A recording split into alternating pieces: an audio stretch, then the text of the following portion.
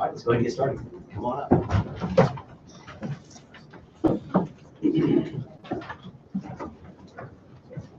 Good morning. Good morning.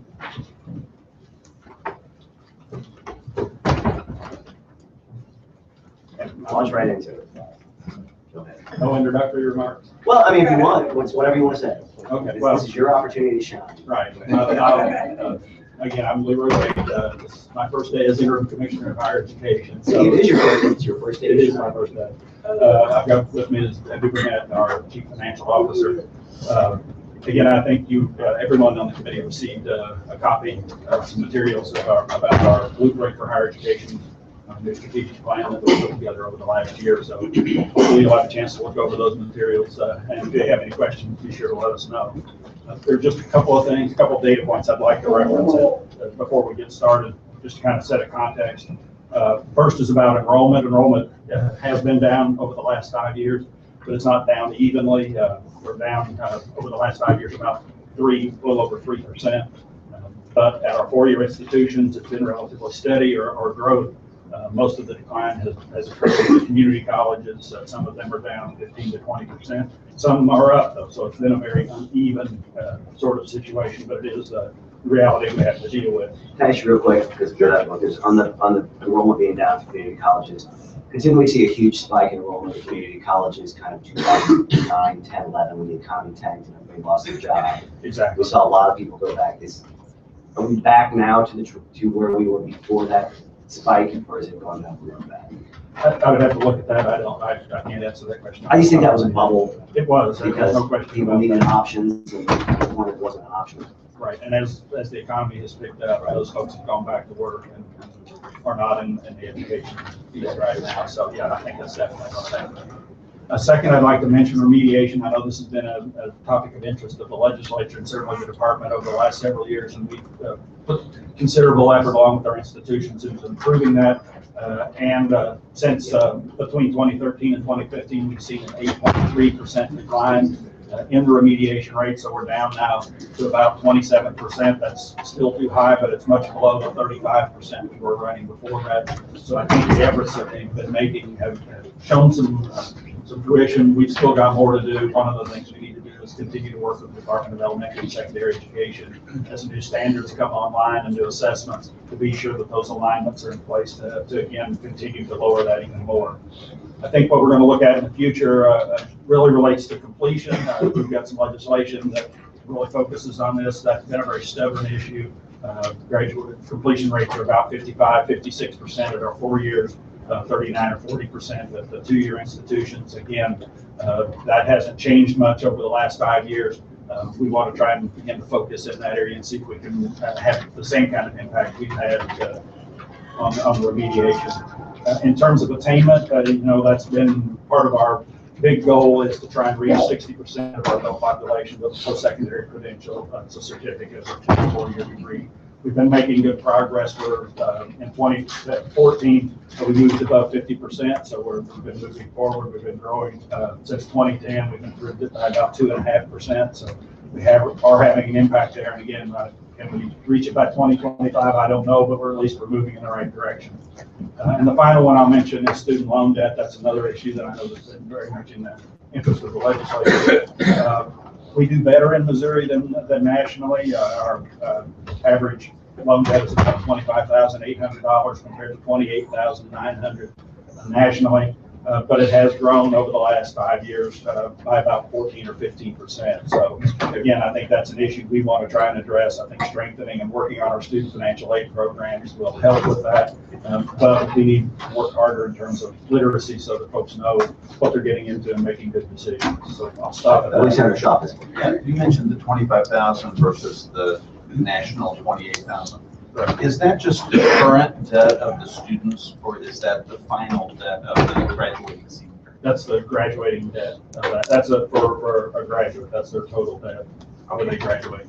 But those who borrow, it doesn't include everyone. It's just that those students who borrow, their average debt is 25,000. Okay. Thank you. Okay. That's it. I'm ready.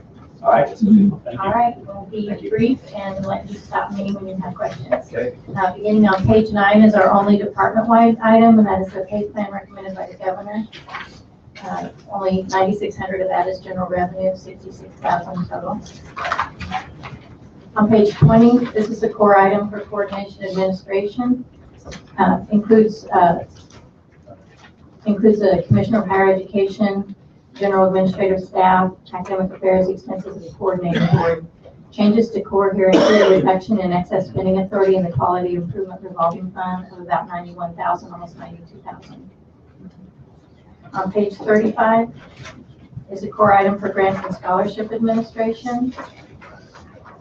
This is GR funding for 2.85 FTE to administer about $111 million in 11 grant and scholarship programs, serving more than 71,000 eligible Missouri students during FY15. In both the coordination item and the grants and scholarship item, we have a flex request. It's currently 5%. We're requesting 10. With our smaller appropriations, the 5% in administration starts at like $843. Just a little bit of that increase there. On page 44,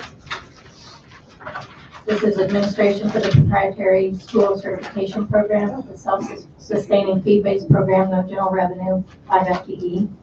Changes to core include a reallocation of 20,000 from E&E to PS to align with spending needs, basically to just fully utilize our FTE authority. On page 55, this is a core continuation for expenditures charged to the proprietary school bond fund. No changes to core. On page 62, this is the Midwestern Higher Education Compact membership fee. No changes to core.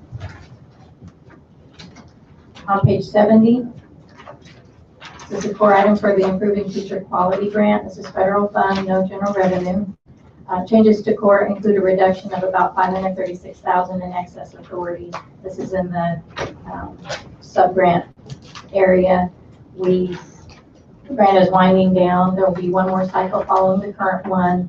They're 2-year cycles. We expect the grant funds to be fully gone by FY19, so we're trying to start whittling down on the excess authority. And there's also a flex request there for 10% between PS and E&E. On page 80, this is the core item for federal grants and donations. This is $1 million placeholder.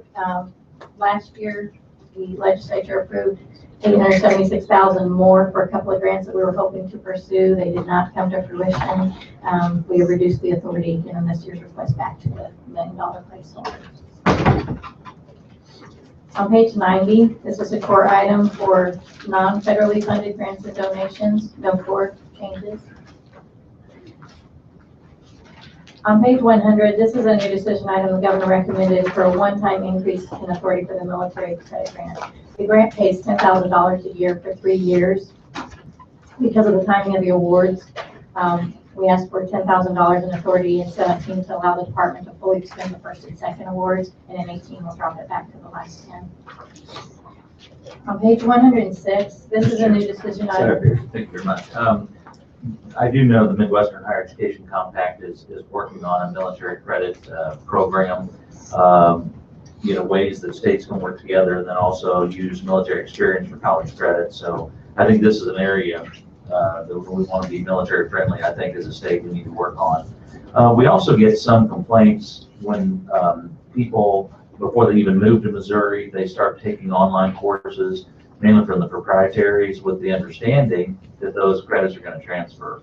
And a lot of times they won't, and that's probably for a reason. But yet it is something that when people come to Fort Leonard Wood or Washington Air Force Base, and they've been sold a bill of goods on proprietary schools, I think that's another area that we need to focus on as well. So that should be an important part of this. Do you have any comments on that, Roy? Right. Well, again, I understand the issue. We see those kinds of things as well.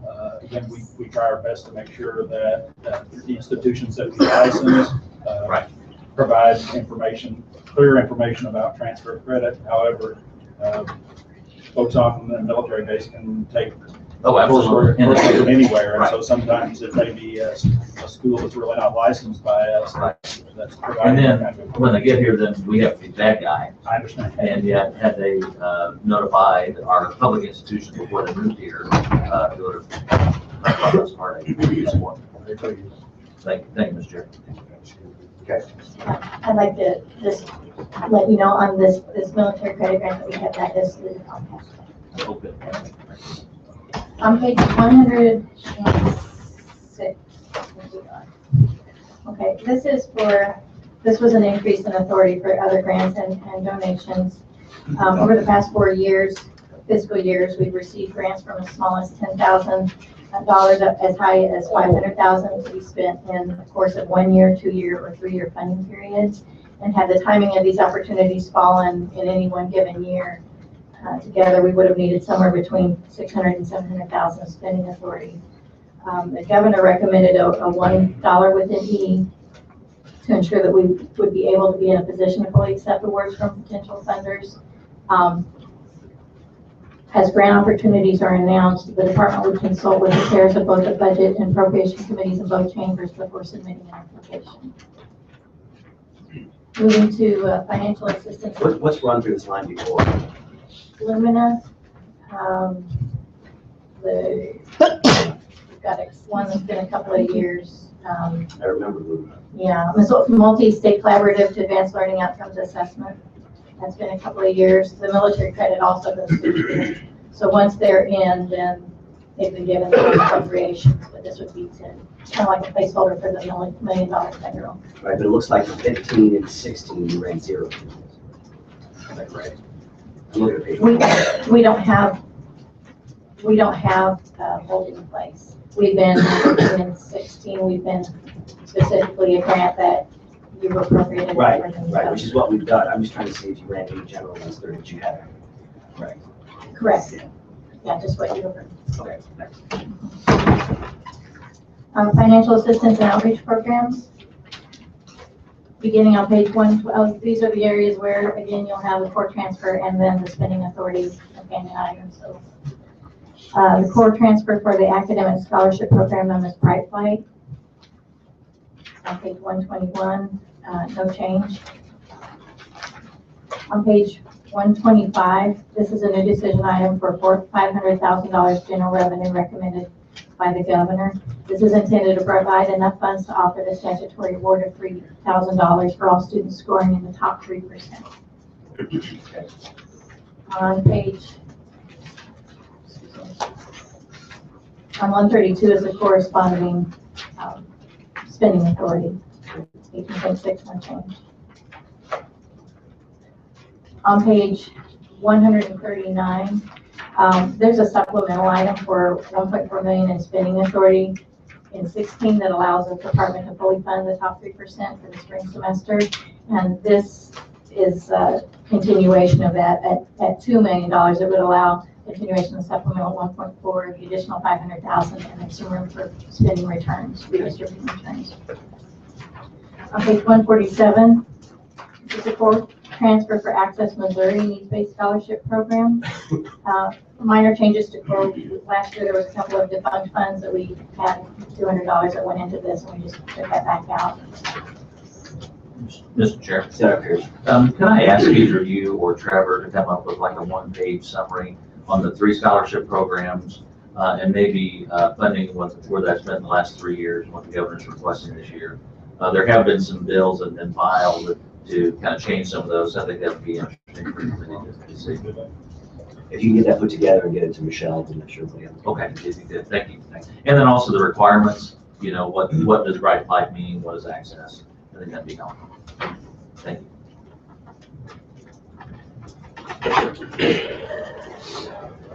I'm on page 151.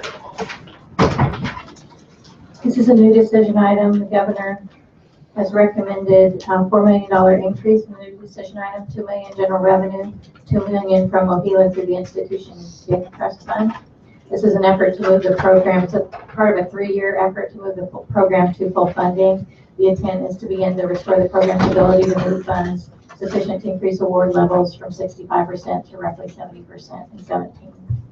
we have enough cash sufficient to go higher, but there's not enough authority. On page 158, this is the corresponding expenditure authority of 69.5. The transfer from all sources is almost 64.7 million. The department will be right up against spending authority in the current year. As of yesterday, we've utilized 64.6 million of the 69.5.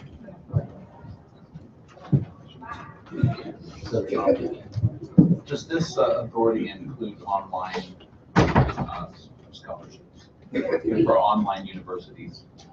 It's only eligible institutions, so they have to be based in Missouri. Right now, we don't have any pure online schools that are eligible. But if you were taking an online program at an eligible institution, you would be eligible. We're just curious, does that cover Western Governors University? It does not currently. Because they're not eligible, an eligible institution at this time. Proceed. I was reminded to state my name for the record. It's Debbie Burnett, Director of Fiscal Affairs and Operations. On page 174, this is the core transfer for the A+ schools program. 35 million, 13 million of that is general revenue. The rest is lottery proceeds. Question. Back on this tab, you have a, this kind of printout.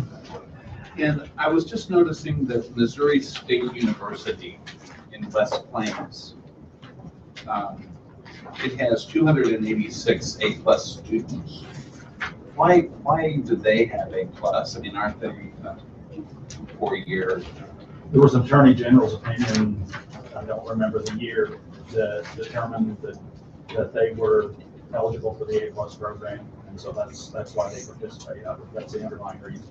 Well, what separates them from, say, the university in my district, Missouri Western? Why would? Well, they're a 2-year Okay, institution. So MSU is a 2-year. They have The West Plains campus is a 2-year institution. Okay, I got you. I just didn't understand that. Thank you. Proceed. On page, 174 is the core transfer for the A+ school program. On page 178, this is a new decision item for 2.5 million additional general revenue transfer, which would bring the total from all funds to 37.6 million, 15.9 million GI. On page 185 is the corresponding spending authority of 37 million. On page 193, this is a new decision item to increase by $2.5 million spending authority for the additional transfer. The next group of financial assistance programs are the ones where, once we have used, approved by the legislature several years ago, once all the awards have been given in a particular area, remaining funds can be used to supplement the Marguerite Ross Barnett Scholarship Program. Beginning on page 202, the advanced placement incentive grant, $100,000. Other funds, which is the incentive grant.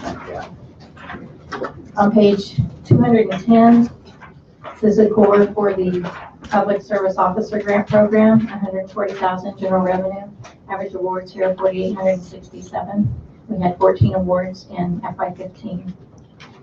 So, could you tell us how eligibility is determined on that particular program? Public Service Officer. Public Safety Officer. So That's the program you're asking about. Yes. Again, it's someone who is killed or severely injured in the line of duty.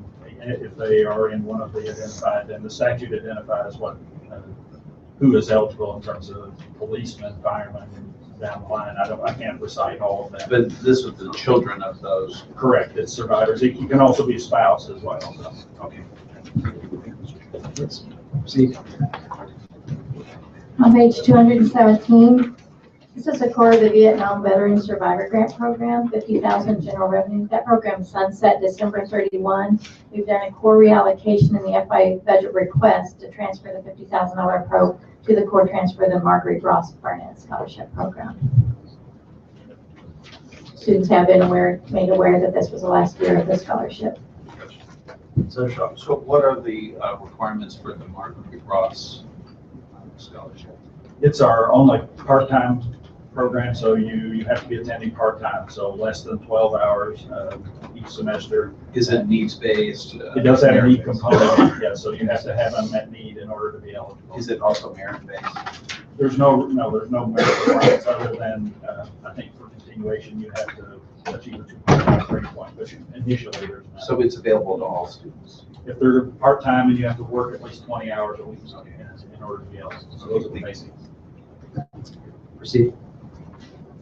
On page 224, we move into Marguerite Ross Barnett Scholarship. This is a transfer appropriation. It's $413,375, which reflects the 50,000 core reallocation from the Vietnam veterans. On page 229, this is a corresponding spending authority of $500,000, no core changes. On page 237, this is Wartime Veteran Survivor Grant Program, $241,250 general revenue. This provides up to 25 grants annually to spouses or children of Missouri veterans who died or became disabled from combat. No core changes. Mr. Chair. Super Pierce. Just a side note, we're probably going to hear a bill on the floor about that today to extend that. It's been very successful, although not huge numbers, but to extend that until 2020. And would appreciate your support on that. Proceed. On page 245, this is the core item for Missouri Minority Teaching Scholarship Program, $169,000 of the lottery proceeds fund. On page 253, this is a core item for Kids Chance Scholarship Program of $15,000. This is for children of workers who were seriously injured or died in a work-related accident or occupational disease covered by workers' comp and compensable pursuant to statute. Workers' comp deposits $50,000 each year into the fund, but our appropriation authority is so small because awards can only be made using the interest in the fund. In FY15, there were 3 awards. On page 260, this is a core for the Minority and Underrepresented Environmental Literacy Program, $32,000, almost $33,000 general revenue. This is for full-time students, members of an identified minority and underrepresented population pursuing a bachelor's or master's degree in an environmentally related field of study at a Missouri college or university and who meet specific academic standards. On page 267, the Advantage Missouri Program, $15,000. No general revenue. This is the Advantage Missouri Trust Fund. This is a program that is concluded, but we maintain the authority to permit the department to accept loan payments from graduates and to make necessary refunds to the graduates if they overpay their account. On page 272, this is a closeout of the Gear Up grant. We were given authority to close out that grant in FY16. We have done that. We are core cutting this. The authority is no longer needed. And from that, we move into Missouri Student Loan Administration. There's no general revenue in this entire section associated with the core budgets in the section. We've got limitations by federal regulations on how we can spend the funds. On page 278, this is Loan Program Administration, $10 million, $10.4 million, no core changes.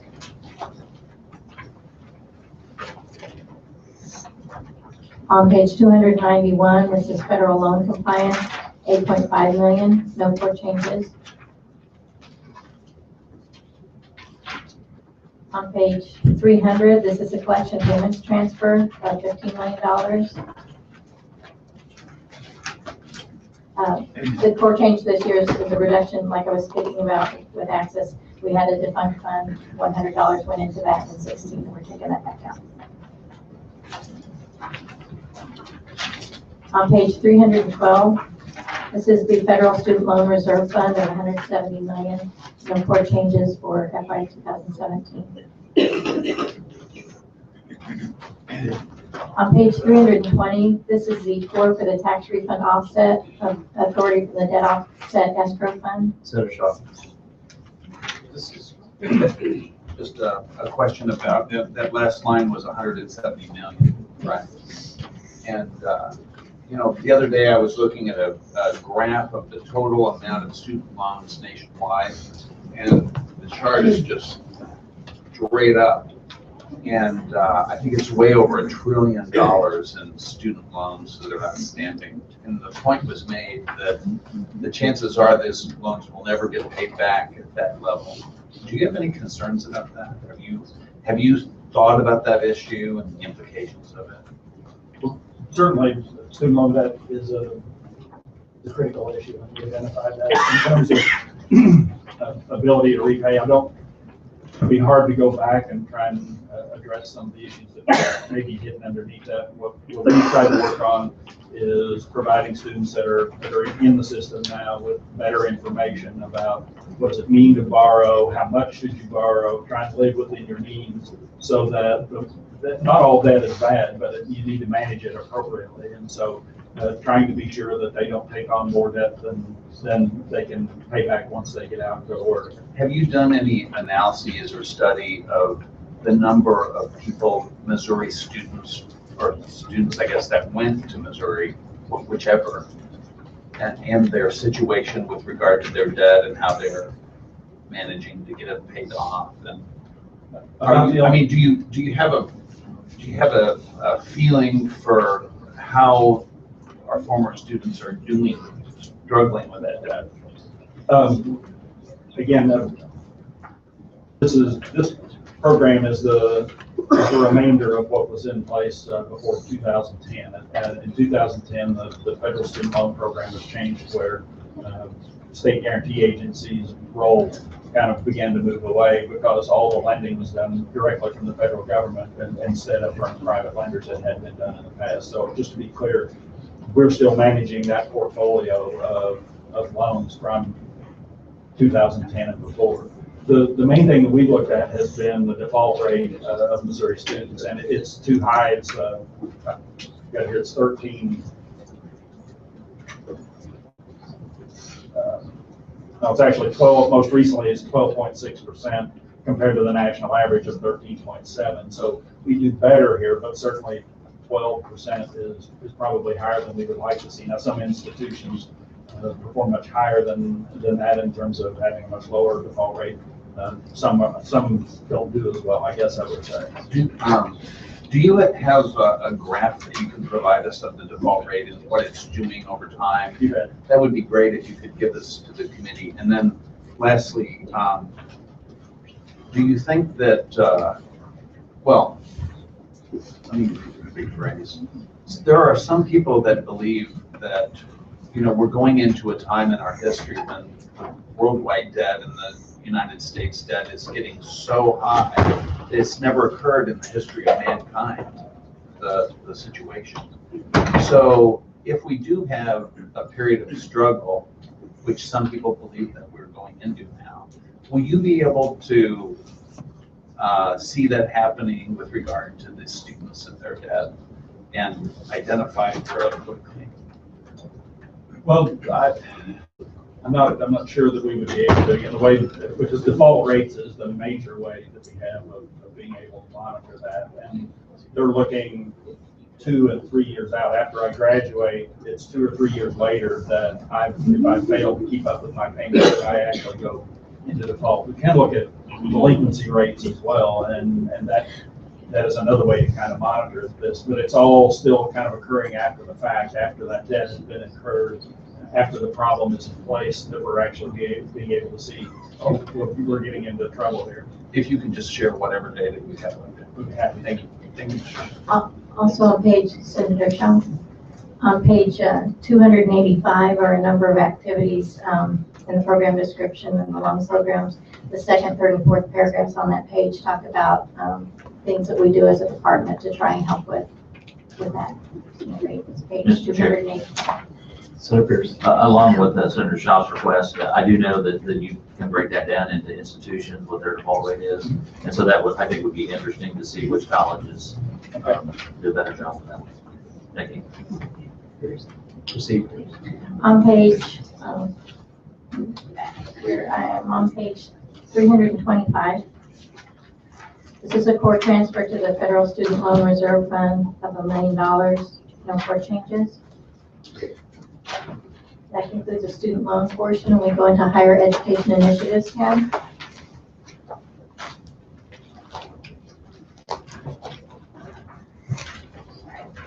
On page 332, this is a core item for the MKC MSU Pharmacy Doctorate Program, $2 million GR, no core changes. On page 339, there's a core for Missouri State Occupational Therapy Program, $1,325,000, no core changes. On page 349, is the core for the MU Medical School partnership with Cox Health and Mercy Health Hospitals in Springfield, $10 million, no changes. On page 358 is a new decision item. The governor's recommended $3 million for a satellite dental program operated as a collaborative effort between Missouri Southern State University, who would house the program, and the University of Missouri Kansas City School of Dentistry, who will expand their program to the Missouri Southern campus. Students in the program would be UMKC students, and the degree would be from UMKC. That's similar to the pharmacy program that we set up at Missouri State. Is that right? This one is a little different. It's more like the cooperative engineering program in Springfield between MSCT and Missouri State. In this case, the students will technically be, although they'll be on the campus of Missouri Southern, technically the University of Missouri Kansas City students, and they will graduate with the University of Missouri Kansas City degree, even though they conducted their studies primarily on the campus of Missouri Southern. Okay. Senator Seder. As far as the lab work, technical work, that they'll have to complete that in MKC. They're not going to have. They'll physically be at Missouri Southern. Okay. Their Facilities are there, They're remodeling some space there to That's surprising. provide that. Missouri Southern has one floor that they have their dental assistant program, and then they're remodeling up above where the dental students will be above. Okay, so they already have some equipment in place. Right. They're working towards that way. Okay. On page 365, Governor recommended $1 million. This is a new decision item to provide autism services and related training at Truman State University. Autism is the fastest growing developmental disorder in the United States. Currently, there are few resources in Kirksville and the northeast region of the state. And area public schools leaders have indicated to them that the autism clinic is much needed. On page 372, this is the State Board Nursing Fund. This is a new decision item from the State Board Nursing Fund, no general revenue, to provide competitive grants which allow post-secondary institutions to enhance and expand nursing education programs. This is in our budget because currently by statute it's in the department. Senate Bill 835 would change that to make the State Board of Nursing the administrative agency responsible for implementing the program.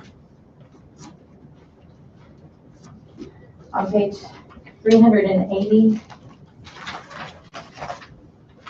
this is the core item for the funding based on improved outcomes. This is zero. This is where the transfer occurs from last year's 12 million into the rolling into the core of the institutions.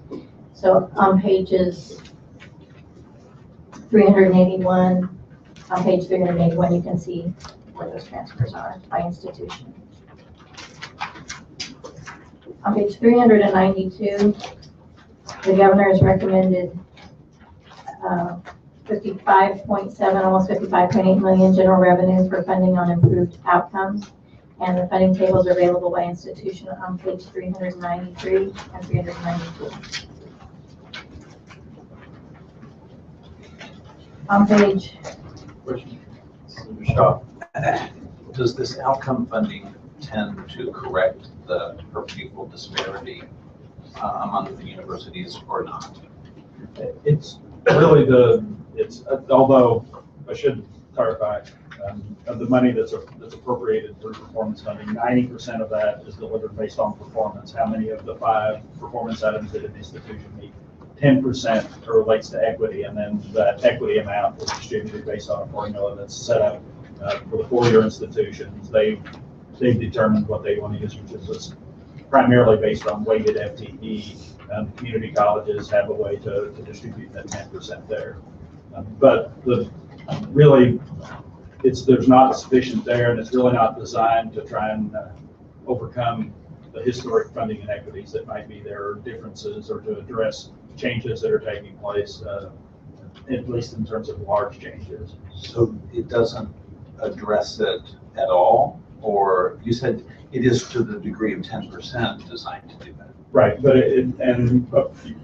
and it's handled differently by the 2 sectors. For the 4-year institutions, it's based on primarily on weighted FTE. So the more expensive the program is, so for example, a veterinary medicine program is weighted more heavily than an English program, for example. And so that's how it reflects that equity to try and move money toward those more expensive programs, or high upper division as opposed to lower division.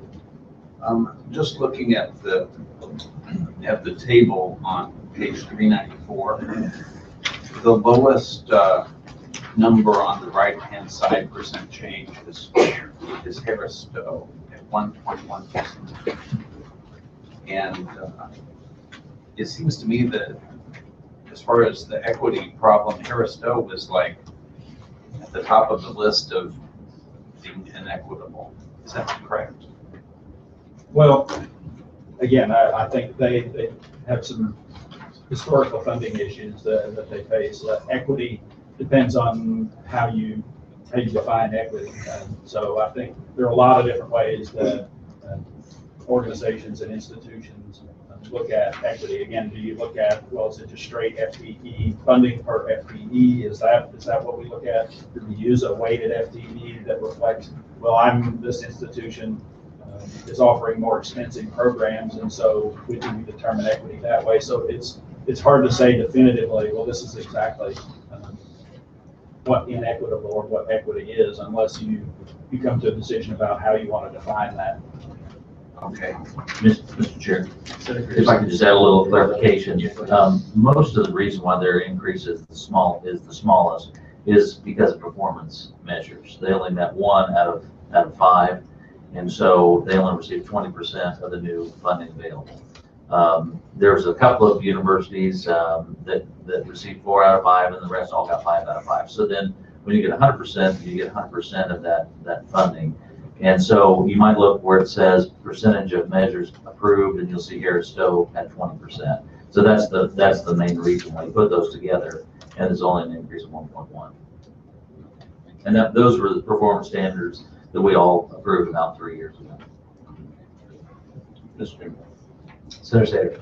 did I miss the line on the engineering collaboration between law and Missouri State? Is there a line? I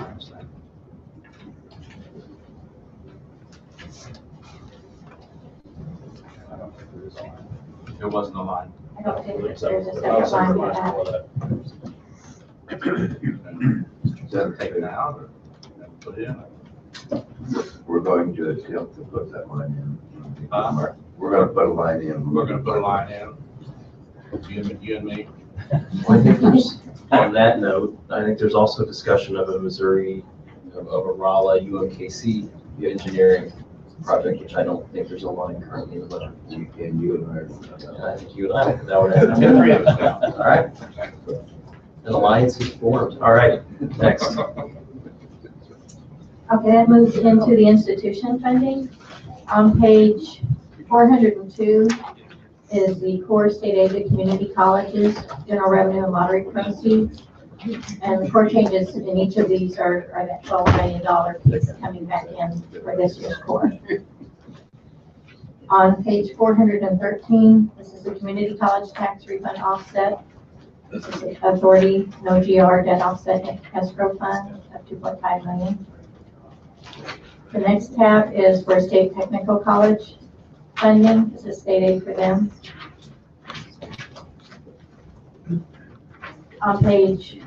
Beginning on page 436, this is a core state aid to four-year institutions. There is a core change of a one-time reduction in that, the blue book, the publication, one-time expense that we had in 16 for the publication of the 15-16 efficiency book. On page 492. Excuse me. Senator Schaefer. So I have a question here. So out of the universities, in terms of their budget, the core budget, I'm looking at Harris-Stowe, which is a historically black college, as well as Lincoln University. Why are they the lowest again when it comes to the overall funding? Yes, I would say that's a historical fact. For the last many years, we've basically, the state has funded its institutions on a core plus basis. So we start with the amount that was appropriated last year. We add whatever the percent is, 2% or 3%, and then move forward. The only time there have been, the only way to make adjustments beyond that. Again, hold on. Out of the universities,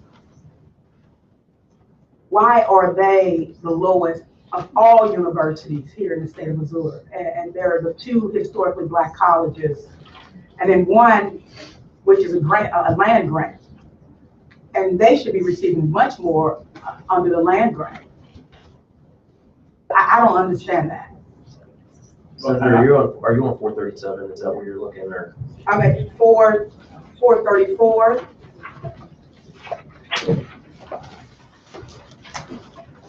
And 428.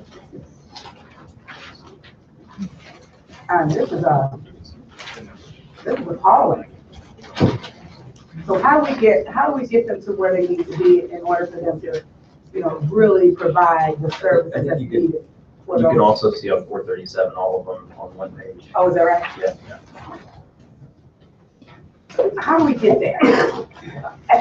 And what is the benefit of being a land grant if they're not getting the benefits? Right. Well, again, I think some of that question, the benefit would have to come from the institution itself. But the only mechanism that there is to make those kinds of adjustments is to add a separate line item as an equity adjustment. That's been done several times in the past, and institutions have been given, well, here's an additional amount of money to equalize, if you will, your funding level. But there's not a built-in system that would address those kinds of inequities. Now, this is appalling. This will be dealt with. Senator Schaefer, you done? Yes. Senator Shaw? So could you, on page 437, we're looking at this, could you give us this total core on a per student basis? Or some measure? Like on the FTE, that's usually the You mean full-time equivalent. Right. student? Right. So it's a measure of credit hours that are generated basically. Okay, could you give us that number so that we can compare on a per student basis? Because, well, Senator She's gone, but it seems to me that that would be a more appropriate measure to look at to see if the funding was inequitable. And I don't know if you would need to do some weighting for graduate courses or programs. I think that she's absolutely right. They are there's a huge disparity. There is. But I don't know. I mean, it may be that they have a lot fewer students, so who knows? We can put something together on FTE, certainly. Yeah, I think that would be helpful. Senator Crowley? Thank you. So, it's kind of following along this line. I think Senator Shaw asked about doing away on student population in university, right? Is that what he asked? Yes. Okay. For a breakdown.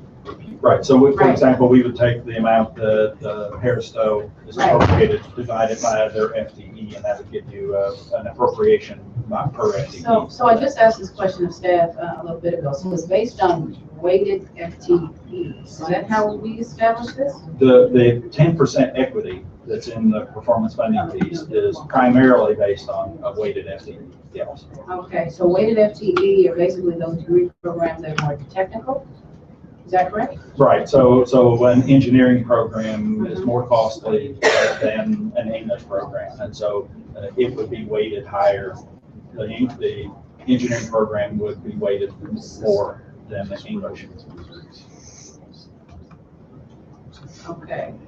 So essentially what we're saying by these numbers is that if Harris-Stowe were to have more technical degree programs, that they would have a higher. The weighted FTE would be more. Now, again, I don't know. I how that understand that. I'm works. just trying to generally understand too, following along the lines. I had the question, staff right before she asked that question as well. And student population is not figured into that formula. Well, again, it is a weighted FTE, so to a certain extent, population is a part of the calculation, but it's based on, it's adjusted by, so if I have the number of students I have in engineering programs compared to the number I have in English. So the number of students does have something to do with it, but it's not just a straight across the board FTE. It's weighted towards those programs that are considered more expensive to deliver. Okay, so a few years ago, a year or two ago, we had legislation to establish graduate programs with, for Harris-Stowe. That would basically increase their line of, right? Correct. That would change the way that equity formula treats them. Correct. Okay. So do partnerships with potentially other universities also give them some additional added benefit on their line item? It probably depends on how those partnerships are set up. If Harris-Stowe is granting those degrees, then it certainly would. Okay, so like the partnership you spoke of a few minutes ago between, was it Missouri Southern and UMKC? Mhm. Okay, so then who would get the credit in their line item for that partnership? University of Missouri would. Because the student is going to receive a degree from the University of Missouri in Kansas City. Okay, so they would then be able to, collect some of the benefit of that program that they didn't offer potentially, and it would be credited toward UMKC. Right. Okay. Thank you. Up to an issue. So with the partnerships that has been established with Harris-Stowe and St. Louis University, again, would that increase their funding as a result of the partnership? I don't know enough about how that partnership is structured to be able to answer that. Again, if they're graduates of Harris-Stowe, then yes, they would benefit. If those students are receiving St. Louis University degrees, though, Harris-Stowe would not benefit. And you didn't feel a need, looking at your recommendations, you didn't feel a need to adjust the core budget for either of those schools? But obviously we didn't, and that's as it is. Where our instructions are only very limited new decision items. So we basically have gone with the core, and then the governor put in the additional money. And right now, that's the way the statute's structured. Any additional money goes through performance funding. Thank you. Senator Cool. Good question. Okay, so in that partnership, if it happened to be that the Missouri University partnered with an out-of-state university, would they still be given that credit? It doesn't matter. Again, yeah, I think as long as that student's receiving a degree from that Missouri institution, then yes, they would. Moving to page 492. This is a debt offset escrow fund. This is a continuation. There's a supplemental item in the FY16 for increased authority for the University of Missouri campuses to cover the unpaid debts owed to the university. They're currently $200,000 like most of the campuses, but they are now able to utilize that across all their campuses. Previously, only UMKC was utilizing that. So there's a supplemental to increase that authority that they all could use, and this continues that into 17. On page 499, this is UMKC Neighborhood Initiative. The governor did not recommend funding for this.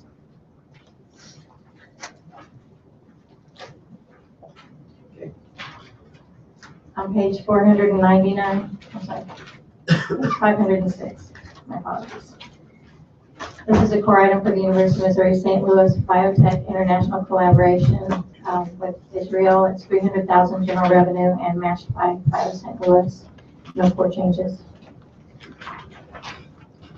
On page 514 is a core for the Missouri Telehealth Network. No core changes.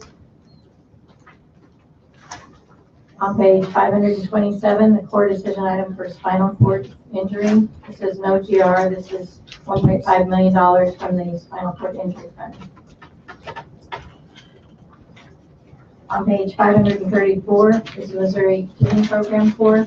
$1,750,000 general revenue. No core changes. And then on page 544, this is a core for the State Historical Society. This is $2.2 million general revenue, no core changes. There is on page 551 a companion new decision item for increased funding of $250,000 GR recommended by the governor. This is for increased costs. And then finally, on page 560, this is a core for the seminary, state seminary fund and the state seminary monies fund, no general revenue. That concludes our presentation on the operating budget. The final tab is the capital improvements tab. Mr. Chairman, Senator Pierce, point of personal privilege. I don't know if we have those, but you can say. Well, today is the first day of trout fishing, and my chief of staff wanted to go, and I would not let him go, but he wore a tie, so see this tie, trout tie today. You're a mean boss. You should let me know. So he's celebrating trout fishing. Well, we're glad he's here with us, and the weather for once is actually pretty warm outside for the opening day. So I'm sure they got a lot of folks down there. Hopefully it's a good opening day. Thanks. Thank you.